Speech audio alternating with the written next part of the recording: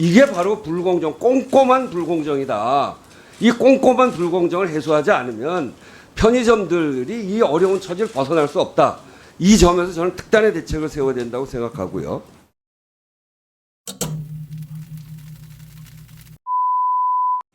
현재 그 상황이 매우 어렵고 또 편의점이 자영업 전체에 미치는 영향이 매우 크기 때문에 매우 중요한 문제다라고 보기 때문입니다.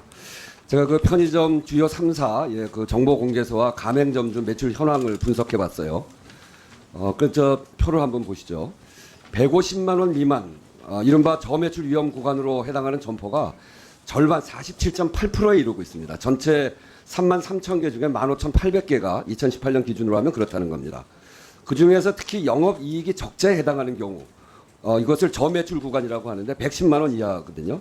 그럼 저 표를 보시면 아시겠습니다만 20.1%가 해당합니다. 그러니까 우리나라 3사의 3사 편의점의 5군데 한 군데는 5군데 중에 한 군데는 적자가 나고 있다 이런 이야기입니다.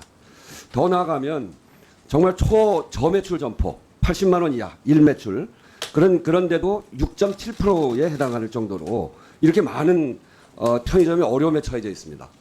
더 중요한 거는 2016년, 17년, 18년까지 최근 3년 동안 이런 것들이 전혀 개선되지 않고 고착화되고 있다는 게 큰 문제라고 봅니다.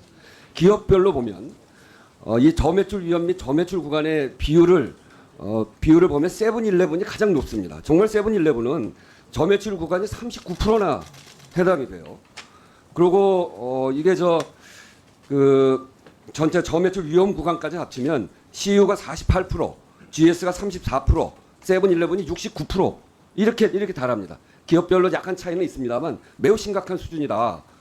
또 그중에서 3사 중에 CU는 유일하게 110만 원 미만 저매출 구간 그 편의점 개수가 계속 늘어나고 있다는 거예요.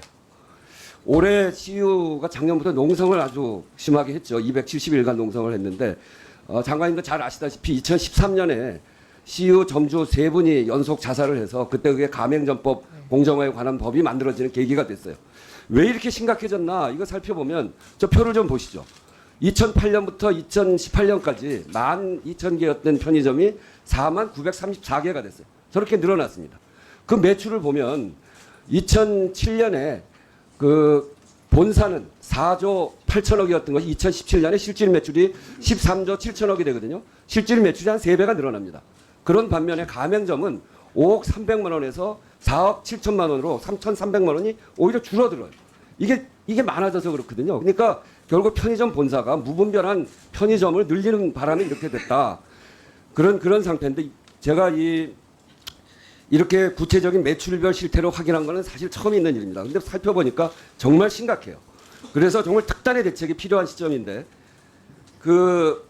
제가 한 편의점의 월 정산 내역을 살펴봤어요. 이게 신문에 보도가 된 건데 작년 8월 달에 이게 한 100만 원에서 110만 원 구간입니다. 한 달 매출이 3,100만 원인데 여기에 보면 마진이 22.5%예요. 그리고 가맹 수수료가 34%나 돼요. 700만 원이 남는데 물건 팔고 남는 게 700만 원인데 240만 원을 수수료를 줘야 돼요. 이건 너무 높다는 거죠. 점포 유지 보수비를 10만 원을 주는데 점포 유지 보수는 점주가 하는 거 아니겠습니까? 왜 10만 원을 가져갑니까? 상품 폐기 이것도요. 도시락 같은 경우에는 50%를 점주가 부담해야 됩니다. 햄버거는 30%, 우유나 막걸리 뭐 이런 상하는 것들 그거는 유통기간 지나면 다 점주가 부담을 해야 돼요. 상품 폐기하는 게 71만 원을 점주가 부담해요. 물건을 팔려면 진열해 놔야 되고 저도 전에 책 장사를 했던 적이 있는데 위탁 판매의 경우에는 안 팔리는 걸 다 그 출판사가 가져갑니다. 근데 이거는 위탁 판매를 해도 들여놓으면 다 책임지는 거예요. 그리고 재고 상품 부족 이게 만약에 분실하고 누가 훔쳐갔어요. 물론 관리를 잘해야 됩니다만 이런 것도 전부 다 점주가 내야 되는 아주 불공정한 구조가 돼 있습니다. 이거 저는 개선해야 된다고 봐요. 이게 바로 꼼꼼한 불공정이다. 이 꼼꼼한 불공정을 해소하지 않으면 편의점들이 이 어려운 처지를 벗어날 수 없다. 이 점에서 저는 특단의 대책을 세워야 된다고 생각하고요. 두 번째는 담배 소매인 거리 확대 문제입니다. 이거는 작년 12월 달에 편의점하고 우리 정부가 자율계약을 맺었어요. 그래서 근접 출점 제한을 이 담배 출점 제한으로 하려고 했거든요. 저 표를 한번 보세요.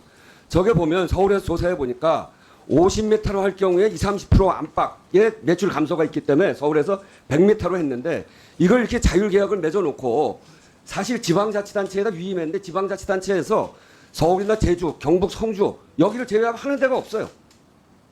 그러니까 이 자율협약을 맺어놓고 진행이 안 되는 겁니다. 이것에 대해서 이 문제를 다루고 있는 공정이나 중기부에서 조례제정 실태를 점검했다거나 구체적인 후속 대책을 전혀 마련하고 있지 않습니다. 이 문제에 대한 대책을 세워야 돼요. 저는 담배 사업법의 시행 규칙을 고쳐서라도 의무화시켜야 된다. 이렇게 생각하는데 어떻게 생각하시는지. 또 그리고 한 가지 더 말씀드리면 당정이 최근 마련한 가맹점주 경영여건 개선 대책이 있습니다. 저 표를 보시면 본사 점주 간 정보 비대칭을 해소하고 상생형 프랜차이즈를 육성하고 불공정 피해 상담 센터를 강화하고 이런 등등의 대책을 마련했는데 이것을 정확하게 시행해야 됩니다. 이것을 적극적으로 하는 데는 포상을 하고 그렇지 않은 기업에 대해서는 아주 혼내주고 하는 그 상보를 분명하게 해야 이런 대책이 진행될 수 있거든요. 네. 지금 존경하는 우원식 의원님께서 지적하신 그 문제는 전적으로 공감합니다. 그리고 특히 이제 우원식 의원님께서는 을지로위원회에 아주 많은 그 기여를 하셔서 이 부분에 있어서 전문가이신데요. 지금 지적하신 거에 대해서 저희가 상당 부분 파악된 것도 있지만 또 파악되지 못한 부분도 있습니다. 그래서 앞으로 담배사업법이나 이런 편의점 제도와 관련된 부분에 있어서 시행 규칙을 고칠 수 있는 부분은 없는지를 좀 더 살펴보도록 하겠고요. 현재는 50m를 그 이제 제한으로 정하고 있는데 이것도 지금 거리 제한을 두고는 있지만 너무나 많은 편의점이 생겼기 때문에 경쟁이 너무 치열하고 힘들어지고 있는 것으로 보입니다. 그래서 이 부분에 관해서 좀 종합적인 대책을 마련하도록 하겠습니다. 그리고 특히 이제 이 편의점과 관련된 부분들은 유통산업발전법과 이제 좀 관련이 좀 있는데 이 유통산업발전법이 이제 산자부 소관이기 때문에 또 부처 간에 또 이런 어떤 그 논의 과정을 거쳐서 이것은 또 각별히 신경 써서 별도 보고를 드리도록 하겠습니다. 네.